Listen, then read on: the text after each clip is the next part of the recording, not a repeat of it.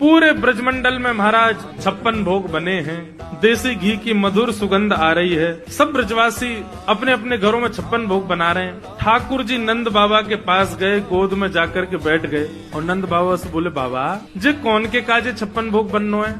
नंद बाबा बोले, लाला हम सब किसान हैं, हमारे इष्ट इंद्रदेव हैं, तो इंद्रदेव को प्रसन्न करने के लिए हम लोग 56 भोग बना रहे हैं। साल में एक बार हम इंद्र की पूजा करें तो हमारी पूजा से प्रसन्न है करके इंद्र ओलावृष्टि, अतिवृष्टि, अनावृष्टि इन सबन से हमारे खेतन की रक्षा करे, या हमारे हम इंद्र की पूजा कर रहे हैं। ठाकुर जी बोले, अच्छा बाबा एक बात बताओ, आपने इंद्र को प्रसन्न कर लियो और कहीं वायु देवता नाराज है गए तो? इंद्र तो प्रसन्न हो गए लेकिन वायु ही खत्म है गए तो आपकी फसल बच जाएगी? बोले नहीं। तो फिर वायु देवता की भी पूजा करो। तो इंद्र देवता की भी, वायु देवता की भी। और बाबा एक बात और सुनो, कहीं इंद्र देवता प्रसन्न है गए, वायु देवता प्रसन्न है गए और सूर्य देवता नाराज है गए और वो सोचे कि मैं तो प्रकट ही नहीं हूँ तो आपकी फसल है जाएगी, आपकी खेती बाड़ी है जाएगी? बोले नहीं, सूर्य का प्रकाश तो चाहिए। तो फिर तीसरे सूर्य देवता की भी पूजा करो।